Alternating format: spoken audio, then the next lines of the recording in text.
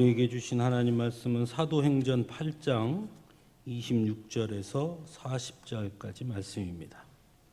사도행전 8장 26절에서 40절 찾으신 줄 알고 제가 봉독합니다. 그런데 주님의 천사가 빌립에게 말하였다. 일어나서 남쪽으로 나아가서 예루살렘에서 가사로 내려가는 길로 가거라. 그 길은 광야 길이다. 빌립은 일어나서 가다가 마침 에티오피아 사람 하나를 만났다. 그는 에티오피아 여왕 간다게의 고관으로 그 여왕의 모든 재정을 관리하는 내시였다. 그는 예배하러 예루살렘에 왔다가 돌아가는 길에 마차에 앉아서 예언자 이사야의 글을 읽고 있었다. 성령이 빌립에게 말씀하셨다. 가서 마차에 바짝 다가서거라. 빌립이 달려가서 그 사람이 예언자 이사야의 글을 읽는 것을 듣고 지금 읽으시는 것을 이해하십니까? 하고 물었다. 그가 대답하기를 나를 지도하여 주는 사람이 없으니 내가 어떻게 깨달을 수 있겠습니까? 하고 올라와서 자기 곁에 앉기를 빌립에게 청하였다. 그가 읽던 성경 구절은 이것이었다. 양이 도살장으로 끌려가는 것과 같이 새끼 양이 털 깎는 사람 앞에서 잠잠한 것과 같이 그는 입을 열지 않았다. 그는 굴욕을 당하면서 공평한 재판을 박탈당하였다. 그의 생명이 땅에서 빼앗겼으니 누가 그의 세대를 이야기하랴. 내시가 빌립에게 말하였다. 예언자가 여기서 말한 것은 누구를 두고 한 말입니까? 자기를 두고 한 말입니까? 아니면 다른 사람을 두고 한 말입니까?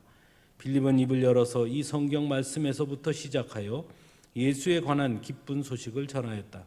그들이 길을 가다가 물이 있는 곳에 이르니 내시가 말하였다. 보십시오, 여기에 물이 있습니다. 내가 세례를 받는데 무슨 거리낌이 되는 것이라도 있습니까? 빌립은 마차를 세우게 하고 내시와 함께 물로 내려가서 그에게 세례를 주었다. 그들이 물에서 올라오니 주님의 영이 빌립을 데리고 갔다. 그래서 내시는 그를 더 이상 볼 수 없었지만 기쁨에 차서 가던 길을 갔다. 그 뒤에 빌립은 아소도에 나타났다. 그는 돌아다니면서 여러 성에 복음을 전하다가 마침내 가이사랴에 이르렀다. 아멘. 오늘 본문에서 우리는 두 사람을 만나게 되죠.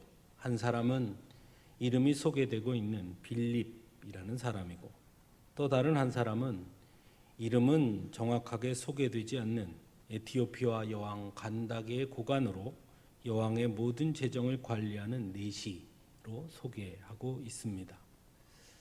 먼저 빌립은 성경에 두 사람이 등장합니다. 한 사람은 나다나엘에게 와보라 했던 예수님의 제자 빌립이고 또 다른 한 사람은 초대교회 7 집사 중 한 사람인 빌립 집사입니다. 그렇다면 오늘 본문의 이 빌립은 둘 중에 누구일까요? 성경에 정확하게 누구라고 딱 부러져게 이야기하고 있지는 않지만 사도행전의 내용 전개상 빌립 집사라고 보는 것이 합당할 것입니다. 왜냐하면 사도행전 6장에 7 집사를 세운 것이 등장하고 그리고 7장에 스데반 집사의 순교로 이어지고 있기 때문입니다. 그리고 8장에서는 예루살렘 교회에 큰 박해가 일어났다고 전하고 있기 때문입니다. 그리고 예루살렘 교회 박해를 피해 흩어진 사람들은 두루 돌아다니면서 말씀을 전하였고 그때 빌립이 사마리아 성에 내려가서 사람들에게 그리스도를 선포하였다고도 성경은 전하고 있기 때문에 오늘 본문에 등장하는 빌립은 초대교회 7 집사 중 한 사람인 빌립 집사로 보는 것이 합당하다 할 수 있습니다. 두 번째로 에티오피아 내시입니다. 그에 대해서는 몇 가지 의문이 드는 것이 사실입니다. 성경에서 오늘 본문에서 전하는 내용은 그가 에티오피아 여왕 간다게의 내시였다라고 전하고 있습니다. 여기서 간다게라는 것은 여왕의 이름을 뜻하는 것이 아니라 이집트의 왕을 바로라고 칭한 것처럼 이 에티오피아의 여왕을 칭하는 호칭이 바로 간다게라는 호칭입니다. 그러니까 어떤 여왕인지는 정확히 알 수 없습니다. 어쨌든 오늘 본문에 보면 이 에티오피아 여왕 간다게의 내시라고 전하고 있는데 문제는 그가 예배하러 예루살렘에 왔다가 돌아가고 있다. 또 그가 마차에서 예언자 이사야의 글을 읽고 있었다라는 것입니다. 그래서 어떤 이들은 이렇게 예루살렘에 예배하러 왔다는 것, 그리고 예언자 이사야의 글을 읽었다는 것 때문에 그를 경건한 유대인 중에 한 사람이었을 것이다 라고 보는 이들도 있습니다. 즉 원래는 유대인이었는데 그가 로마의 지배 아래 또 이스라엘이 멸망하면서 흩어진 사람들 중에 어떤 이들이 이 에티오피아에 가서 정착하게 됐고 거기서 그가 이 여왕의 고관이 되었다. 그러므로 그는 원래 유대인이었다. 이렇게 보기도 합니다. 하지만 이 경건한 유대인이라고 보는데 결정적인 문제가 하나 있습니다. 그것은 바로 그가 넷이었다라는 것입니다. 여기서 넷이라는 말은 헬라어로 보면 유누코스라는 단어를 아주 딱 집어서 쓰고 있는데 그 말 자체가 거세된 사람이라는 뜻을 가진 말이기 때문입니다. 특히 여왕의 넷이었다는 것은 여왕의 넷이로 있을 수 있었던 남자는 다 거세를 할 수밖에 없었습니다.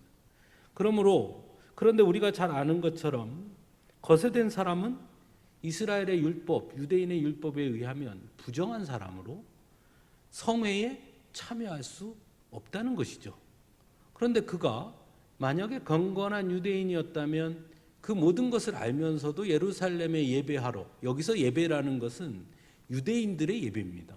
그 예배에 참여했다는 것은 뭔가 앞뒤가 맞지 않는다라고 볼 수 있습니다. 또 그를 소개함에 있어서 에티오피아라는 지역을 정확하게 얘기하고 있는데 이 에티오피아라는 말 안에는 검은 피부, 흑인이라는 뜻이 담겨져 있습니다. 그러니까 결국 그는 흑인이었다라는 의미가 되는데요. 그렇기 때문에 이를 유대인으로 본다고 하면 경건한 유대인으로 보기에는 여러 가지 문제가 있다라고 볼 수 있습니다. 그러므로 그가 예루살렘에 예배왔다라는 것을 유대인이었기 때문에 예배하러 왔다라고 보기보다는 그는 이방인이었지만 유대교에 심취했던 사람이다라고 보는 것이 더 가능성이 크다고 볼 수 있습니다. 그래서 왜 그러냐면 그 당시 로마의 지배 계층 중에도 유대교의 도덕적이고 율법적인 가르침에 매료되어서 심취된 사람들도 많이 있었기 때문이었습니다. 그 당시 로마 사회는 매우 문란했고 매우 자유로웠고 특히 성적으로 매우 문란한 이런 사회였기 때문에 오히려 로마의 지배계층 중에는 또 지식인들 중에는 이 유대인의 도덕적이고 윤리적인 이 유대교의 가르침에 오히려 심취하여서 유대교에 와서 함께 예배하려고 했던 이들도 있었다라는 것을 우리가 볼 수 있기 때문에 이 에티오피아 넷이 역시 그런 사람들 중에 한 사람이 아니었을까라고 볼 수 있습니다. 그래서 오늘 본문의 내용은 아주 짧게 이야기하면 예루살렘 교회 7 집사 중 한 사람인 빌립이 에티오피아 여왕의 내시에게 복음을 전한 것, 이것이 오늘 본문의 내용입니다. 그래서 오늘 본문을 우리가 보면서 이 본문의 주인공을 꼽으라 그러면 당연히 빌립 집사를 이야기하게 됩니다. 그리고 이 빌립 집사를 이야기하면서 우리는 빌립 집사의 믿음을 칭찬하게 됩니다. 참 대단한 사람이다. 어떻게 에티오피아 내시에게 이 흑인이었다면 그런 사람에게 복음을 전할 수 있을까? 실제로 본문에 보여지는 빌립 집사는 이사야의 글을 읽는 에티오피아 내시에게 먼저 다가가서 지금 읽으시는 것을 이해하십니까? 라고 먼저 묻고 그 뜻을 제대로 이해하지 못해 예언자가 여기서 말하는 것이 누구를 두고 한 말입니까? 라는 질문에 그 말씀에서부터 시작하여 예수에 관한 기쁜 소식까지 전함으로써 그 에티오피아 내시가 세례를 받고 복음을 받아들이도록 했던 참 대단한 믿음의 위인이라 볼 수 있는 사람임에 틀림이 없습니다.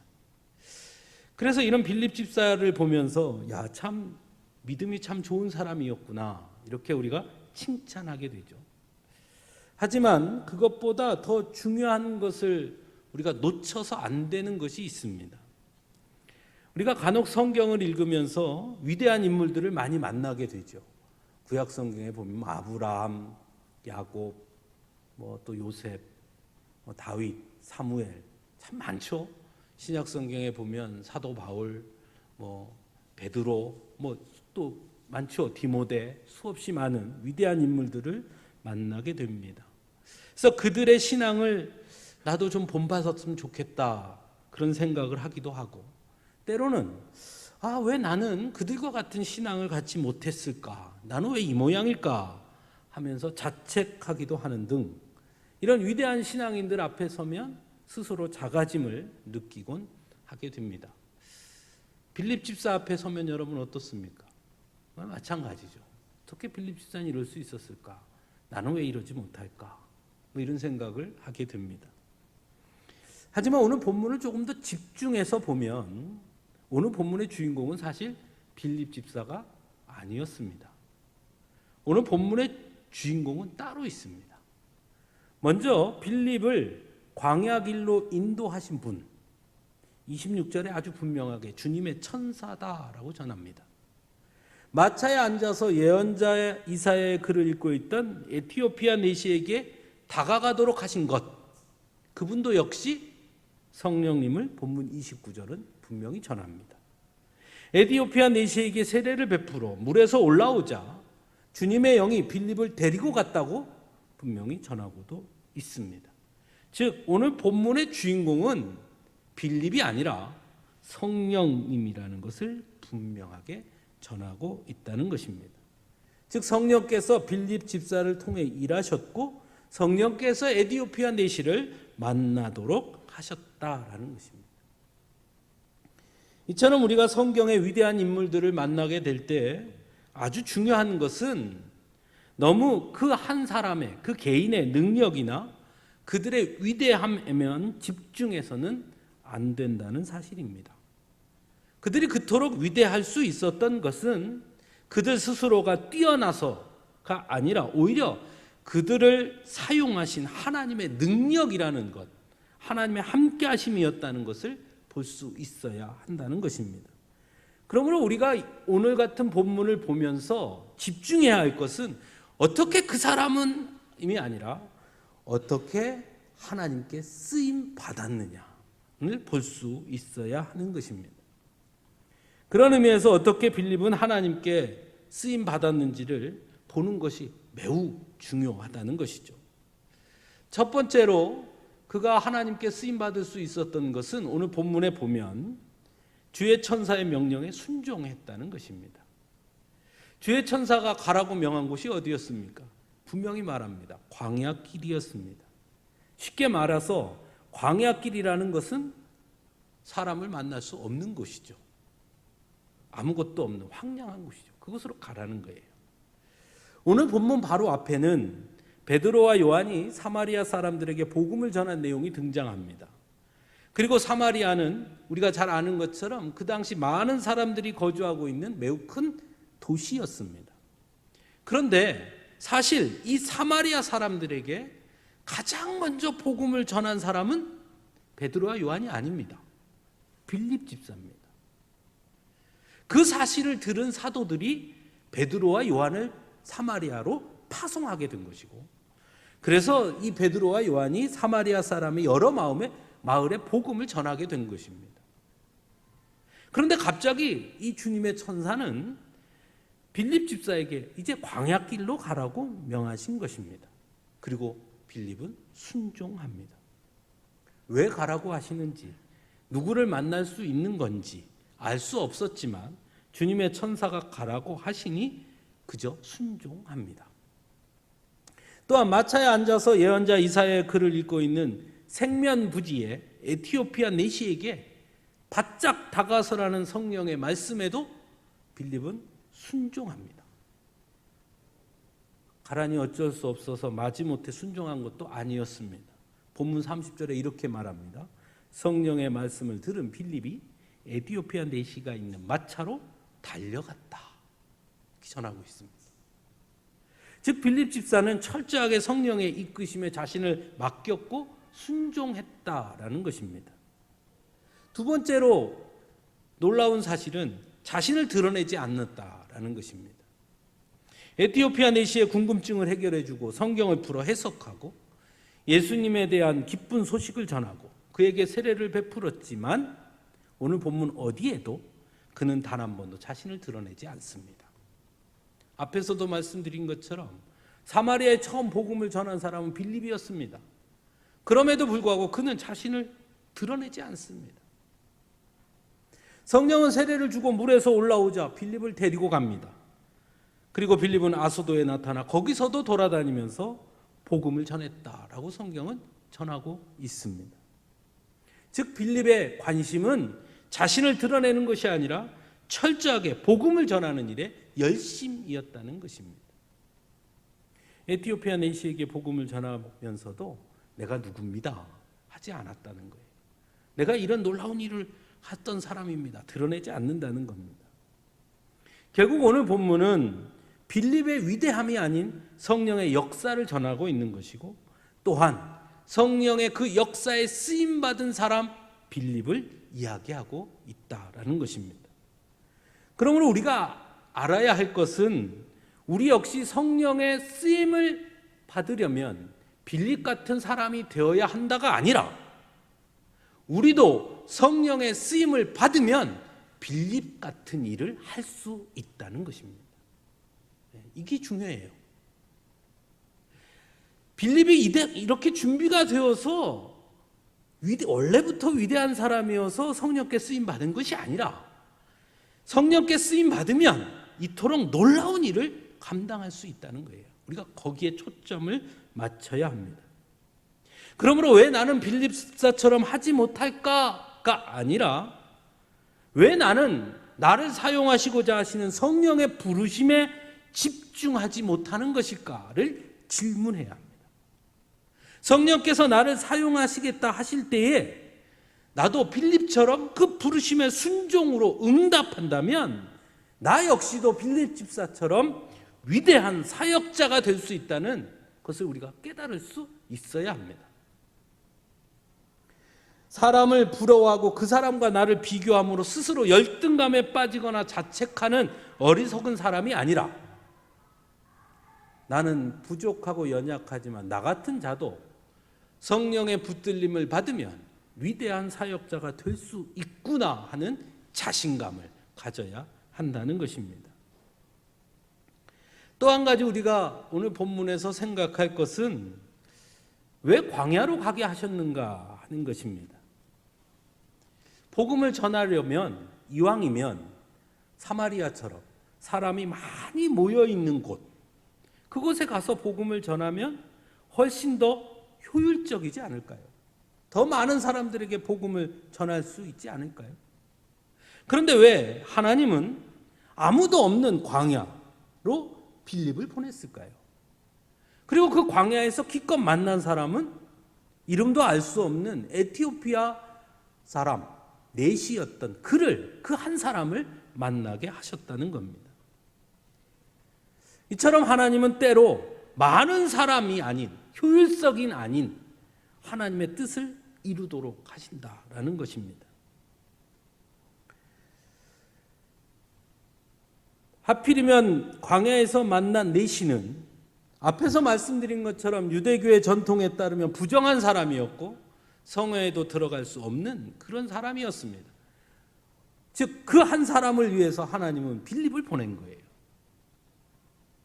하지만 전승에 의하면 이 빌립 집사에게 복음을 들은 에티오피아 내시는 에티오피아에 돌아가서 교회를 세웁니다. 복음을 전합니다.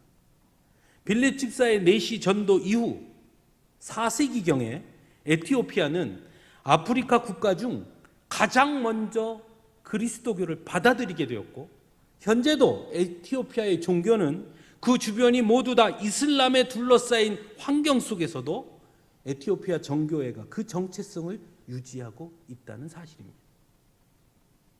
즉 한 사람, 에티오피아 내시 한 사람인 것 같지만 그러나 그 한 사람을 통해서 에티오피아에 교회가 세워지고 복음이 전해지도록 하셨다는 거예요.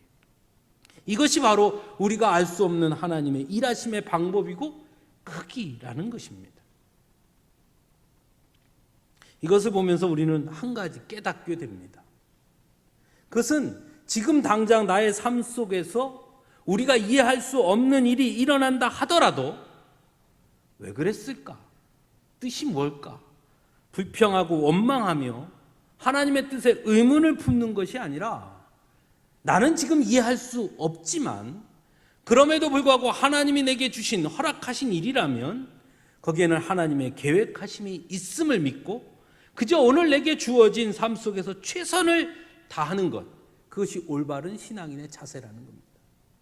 빌립이 그러했듯이 하나님, 내가 이래봬도 사마리아에서 복음을 전한 사람입니다.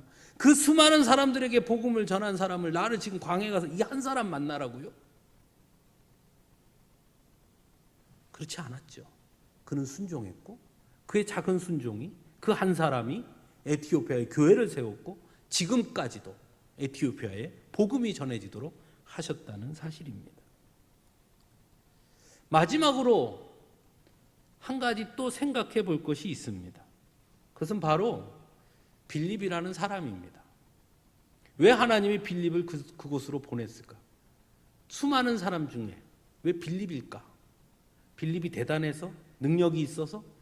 저는 그것보다 다른 데 있었다고 봅니다.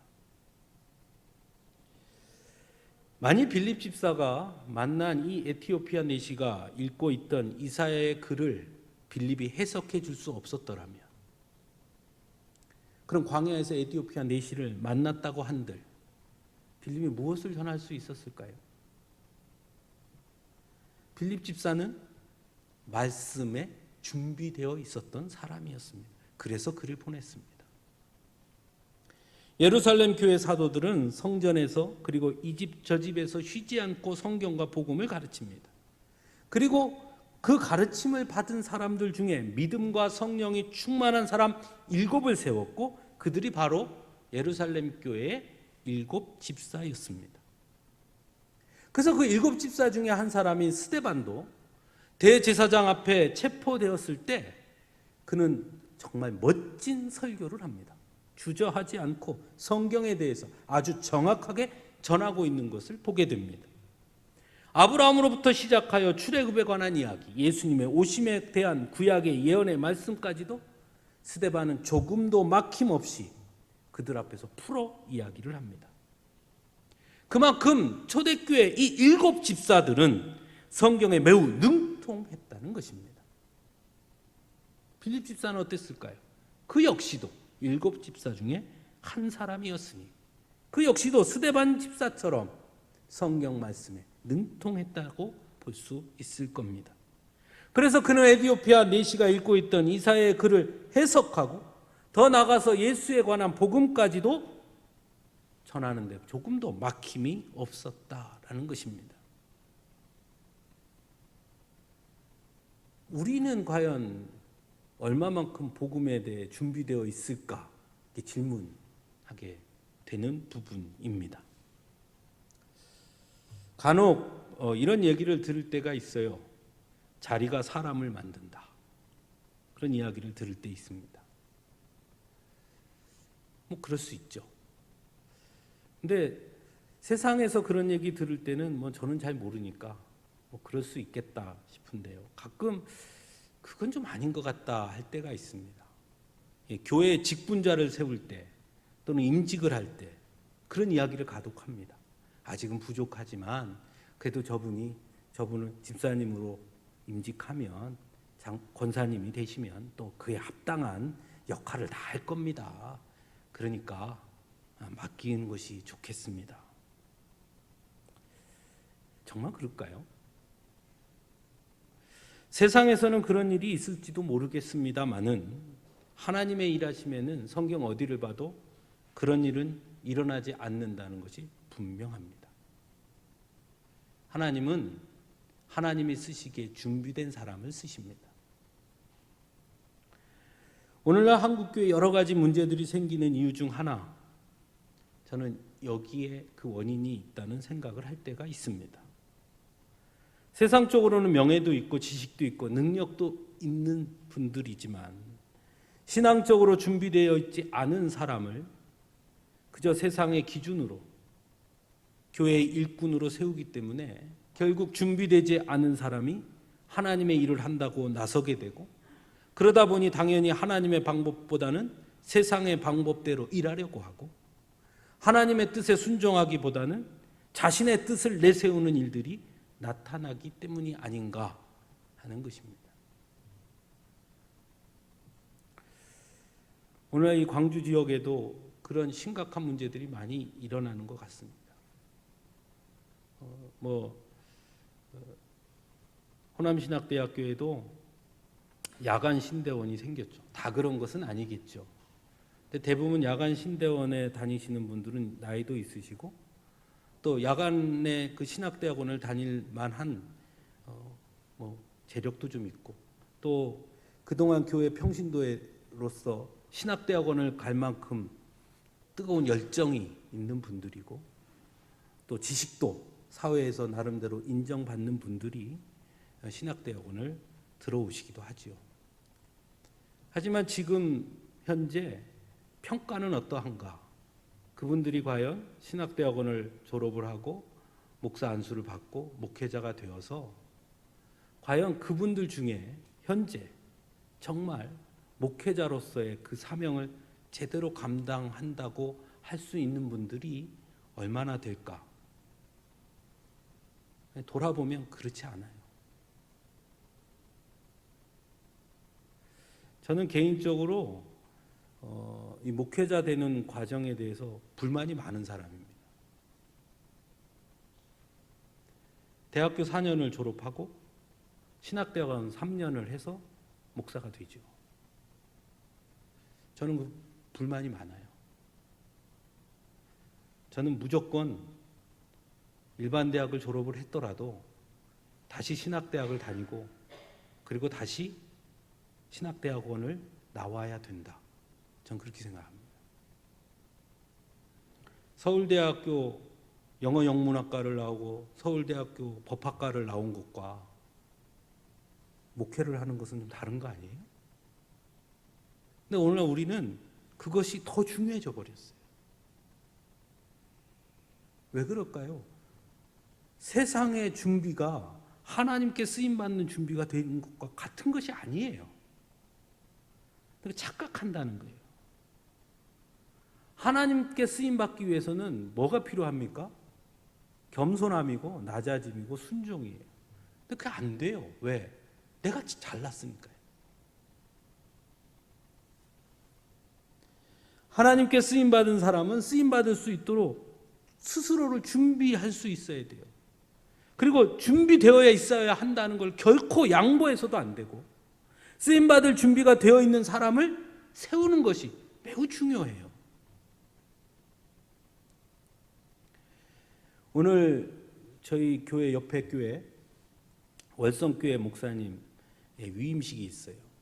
근데 월성교회 담임 목사님을 청빙할 때 제가 바로 옆에 있는 교회고, 그때는 제가 우리 시찰의 시찰장이어서 어쩔 수 없이 제가 임시 당회장을 맡았습니다.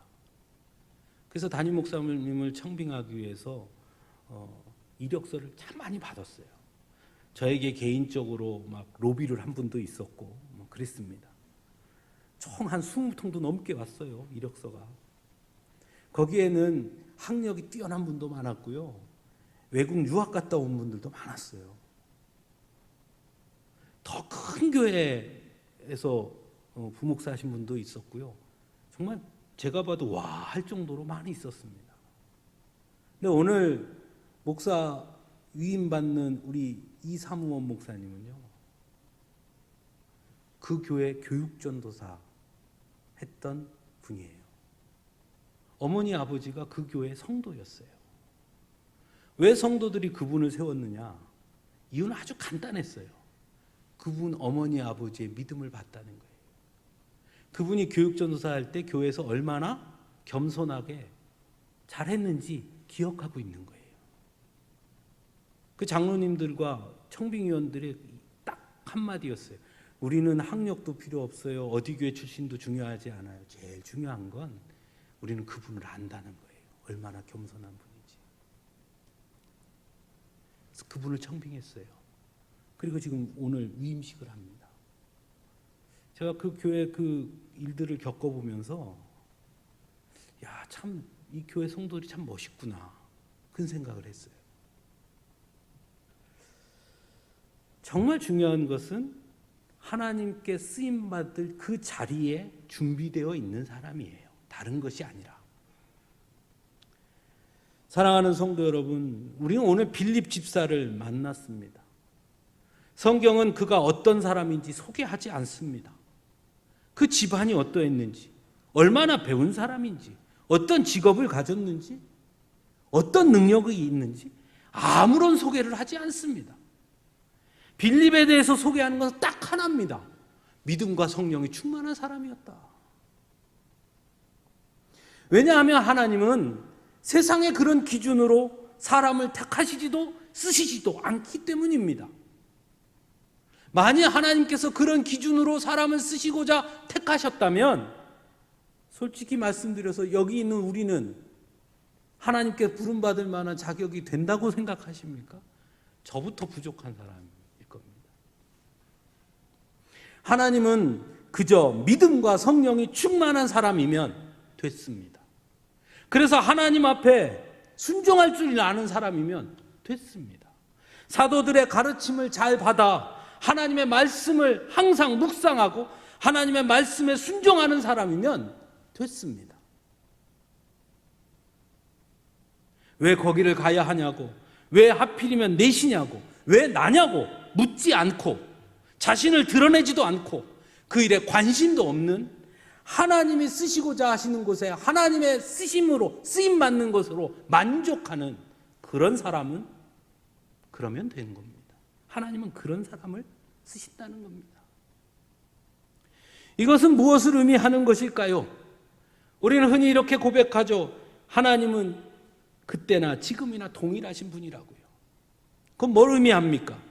오늘도 하나님은 바로 그런 사람을 찾으시고 그런 사람을 쓰시고 그런 사람을 통해 놀라운 일들을 감당하신다는 거예요. 그래서 우리에게 가능성이 있어요. 제가 여러분에게 드리고 싶은 말씀은 바로 그겁니다. 그래서 우리에게 가능성이 있다고요. 능력? 괜찮아요. 돈? 괜찮습니다. 목사님, 난 배운 게 없어서 괜찮아요. 그거 아무 문제 안 됩니다. 믿음과 성령에 충만하고 성경과 복음에 능통하고 그러기 위해서 교회 가르침을 겸손하게 잘 받고 언제나 스스로의 부족함을 인정하고 하나님이 쓰시고자 하신다고 하시면 저 같은 거를 쓰시고자 하시니 그저 감사합니다 하고 순종하는 사람이면 하나님은 쓰십니다. 그리고 하나님은 그를 통해 놀라운 일을 행하십니다. 중요한 건 그러기 위해서 우리를 부르셨다는 거예요. 여러분을. 나이 들어서 뭘 저 같은 사람을 아니에요. 배운 것도 없는데 아니요. 여러분 그런 핑계 대지 마세요. 솔직하게 이렇게 말해야 돼요. 목사님, 저는 믿음이 부족합니다. 목사님, 저는 하나님한테 쓰임받는 게 싫습니다. 그렇게 솔직하게 말씀하시면 제가 인정합니다. 여러분, 그건 문제가 되지 않잖아요. 내가 하나님 앞에 하나님이 내가 뛰어나서 쓰시는 게 아니라 내가 부족하니까 쓰시는 거예요. 그래서 하나님이 일하시는 거예요. 중요한 건 맞습니다. 저는 부족합니다. 겸손하게 그러나 쓰신다고 하면 어디든지 가오리다. 그것이 우리에게 필요합니다. 그래서 우리에게는 여전히 가능성이 있어요. 그래서 우리는 여전히 당당할 수 있어요. 그래서 우리는 여전히 세상 앞에 주눅들 필요 없어요. 저는 분명히 확신합니다. 하나님께서 여러분을 택하신 것은 여러분이 준비되었다고 생각하시기에 택하셨다고 믿습니다. 그러니 주께서 쓰시고자 하시면 아멘 응답하고 스스로를 돌아보고 겸손하게 정말 내가 잘 준비되어 있는가, 또 언제 어떻게 쓰실지 모르니 지금부터라도 잘 준비하는 그 자리에 우리가 설 수 있기를 간절히 바랍니다. 기도하겠습니다.